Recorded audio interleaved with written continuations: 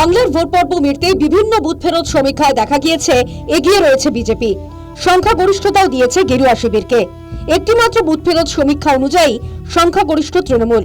Booth ফেরত সমীক্ষায় গেরুয়া ঝড়ের ইঙ্গিত মেলার পর থেকেই উজ্জীবিত পদ্ম শিবির। তবে বুথ ফেরত সমীক্ষাকে গুরুত্ব দিতে নারাজ ঘাসফুল শিবির। ভোট শেষের পর থেকে আসরে নেমে পড়েছিল শাসক দল। 2021-এর বিধানসভা নির্বাচন, 2024-এর লোকসভা নির্বাচনের বুথ ফেরত সমীক্ষার ফল আর বাস্তবের ফল সামনে রেখে দলীয় কর্মীদের চাঙ্গা করার চেষ্টায় শাসক দল। বুধবার থেকে তৃণমূল বিজেপির মধ্যে শুরু হওয়া আসন সংখ্যার জারি বৃহস্পতিবারও। রাজ্যের শাসক দলের তরফে খোদ নেত্রী মমতা বন্দ্যোপাধ্যায় আসরে নামেন। বুথ ফেরত সমীক্ষার হিসেব উড়িয়ে তৃণমূল সুপ্রিমো দাবি করেন 230 আসন পাবেই দল। আপনাদের নিশ্চিন্ত করে বলতে চাই, যেটা টিভিতে দেখাচ্ছে এটা বিজেপি অফিস থেকে কালকে বেলা 1:08 সার্কুলেট করেছে এবং টাকা দিয়ে বলেছে যাতে এটা দেখানো হয়। তার কারণ হচ্ছে আমার কাছে স্পেসিফিক ইনফরমেশন এসছে 1:08 আমি কোনো একটা প্রেস মিডিয়ার থ্রুতে পেয়েছি এবং সেই ইনফরমেশনে দেখা যাচ্ছে তারা পরিষ্কার বলছে ফোর্সফুলি তোমায় করতে হবে, এটা তোমাকে এর মধ্যে যাওয়া যাবে না। কারণটা আসলে জানেন আপনারা, আমরা 200-300 পেয়ে যেতে পারি, 226 ক্রস করবো 2026-এ। মানুষ যে বিপুলভাবে ভোট দিয়েছে, আমার তাদের প্রতি পুরো ভরসা, বিশ্বাস, আস্থা আছে। রাজনৈতিক মহল স্মরণ করিয়ে দিচ্ছে 2011, 2016 এবং 2021 গত 3টে বিধানসভা নির্বাচনের কোনোটার পরেই এভাবে খোদ তৃণমূল চেয়ারপারসনকে সামনে আসতে হয়নি। কিন্তু এবার যেভাবে সামনে আসতে হলো তাকে, তা যথেষ্ট তাৎপর্যপূর্ণ। শাসক দলের তরফে অবশ্য বিভিন্ন অঙ্ক কষে দাবি করা হচ্ছে বামেদের 2006-এর রেকর্ড ছাপিয়ে যাবে দল। কিন্তু বাস্তবেই কি তা হবে? নিরঙ্কুশ সংখ্যাগরিষ্ঠতা পেয়ে ক্ষমতায় ফিরবে তৃণমূল, নাকি এবার পরিবর্তনের পক্ষেই যাবে বাংলার ভোট? কটাক্ষ বিজেপি নেতার। আমার এক্সিট পোল দেখার দরকার নেই, আমি প্র্যাকটিক্যাল পোল বলে দিচ্ছি বিজেপি আসছে।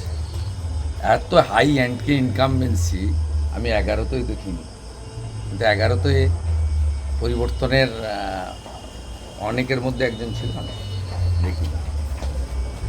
দাদা, মমতা ব্যানার্জি আজও আবার বলছেন 226 সিট নিয়ে ক্ষমতায় ফিরছে, এমন 300 বলেছেন, 230 পেরিয়ে যেতে পারে। না বলেছে 300 পেলেও অবাক হব না। 300 কেন বলছেন, ঘুমানো দরকার না। বুথ ফেরত সমীক্ষাকে নস্যাৎ করে দিতে খোদ তৃণমূল সুপ্রিমোর সামাজিক মাধ্যমে ভিডিও পোস্টের মাধ্যমে বার্তা জল্পনা বাড়াচ্ছে রাজ্য রাজনীতিতে। জল্পনা ইন্ধন জুগিয়েছে দলীয় কর্মীদের উদ্দেশ্যে তৃণমূল সুপ্রিমোর ইভিএম পাহারা দেওয়ার বার্তাও। সাব জানিয়েছেন তিনি নিজেও পাহারা দেবেন, পাশাপাশি সরব হয়েছেন কেন্দ্রীয় বাহিনীর বিরুদ্ধেও। অভিযোগ করেন অমিত শাহের নির্দেশে অত্যাচার চালিয়েছে বাহিনী, কাজ করেছে বিজেপির এজেন্ট হিসেবে। কাউন্টিংয়ে সবাই সমানভাবে আজ থেকে পাহারা দেয়, দরকার হলে আমিও আমার এলাকায় পাহারা দিতে নামবো। এবং আমি সব 294টা কেন্দ্রে, 294টা তৃণমূল প্রার্থী, দার্জিলিংয়েও যে 2টো প্রার্থী আছে অনেকদের, আমাদের সাথে জোট আছে, সবাইকে বলবো নিজেরা ক্যান্ডিডেটরা পাহারা দিন। দিনের বেলায় কর্মীদের রাখুন, রাতের বেলায় নিজেরা থাকুন, পাহারা দিন। আমি যদি পাহারা দিতে পারি, আপনারাও পাহারা দিতে পারেন। রাত জাগুন, সকালে এসে অন্য টিমকে হ্যান্ড ওভার করে তবে ঘুমবেন। কর্মীদের চাঙ্গা করার দাওয়াই প্রতিক্রিয়া বিজেপির রাজ্য সভাপতির।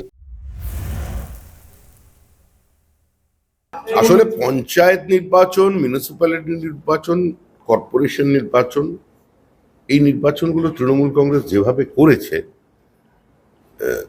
তৃণমূল কংগ্রেস মনে করে যদি এভাবেই করে ফেলে, সেই জন্য সমস্ত বলছে এগুলো শুধুমাত্র নিজের কর্মীদের গণনা কেন্দ্রে নিয়ে যাবার জন্য একটু বুস্ট আপ করানো হচ্ছে, এর বেশি কিছু নয়। রাস্তাঘাট, চায়ের দোকান থেকে সামাজিক মাধ্যম, সর্বত্রই আলোচনা পরিবর্তন বনাম প্রত্যাবর্তনের। কোন ফুল শেষ পর্যন্ত প্রস্ফুটিত হলো, বাংলায় বুঝতে অপেক্ষা আর মাত্র 72 ঘন্টা। News time.